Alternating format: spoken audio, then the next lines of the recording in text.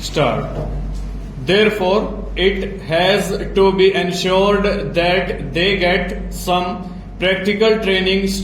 Now, we have been experiencing certain difficulties in this direction also. We have found difficulty in placing the young men who come out of our institutions in various plants and industrial establishments in order that they may acquire skill by practical training.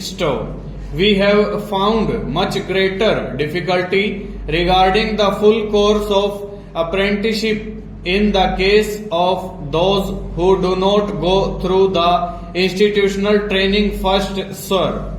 I may explain that there are two aspects of this legislation for the training of apprentices.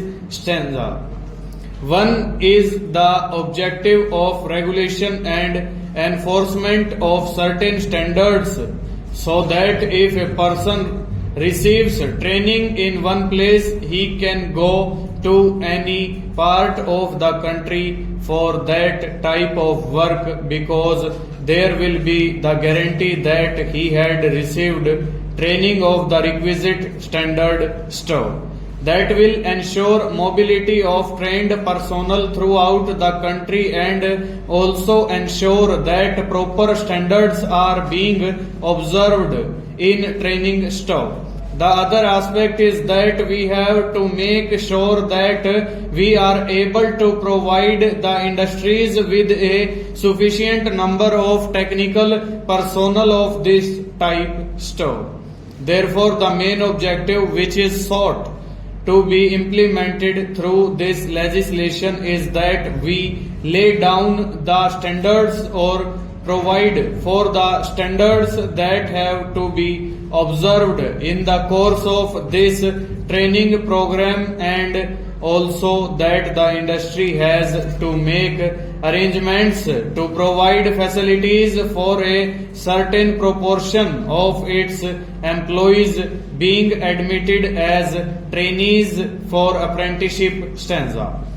I will now refer to the various clauses of the bill just to explain very briefly the scheme of this proposed legislation.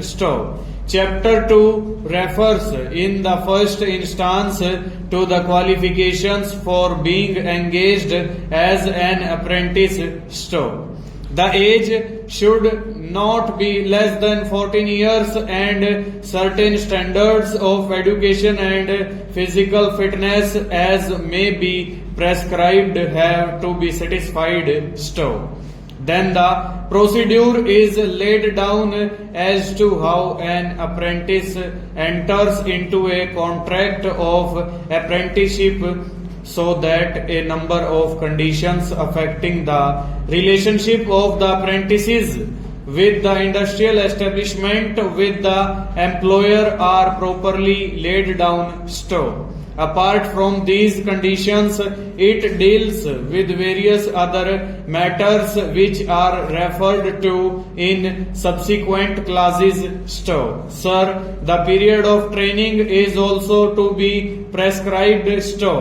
In the case of those who have passed the trade tests conducted by the council, the period of apprenticeship shall be determined by the council, and in the case of other apprentices, this will have to be prescribed. There is a provision which lays down how this contract could not be brought to a close. Over.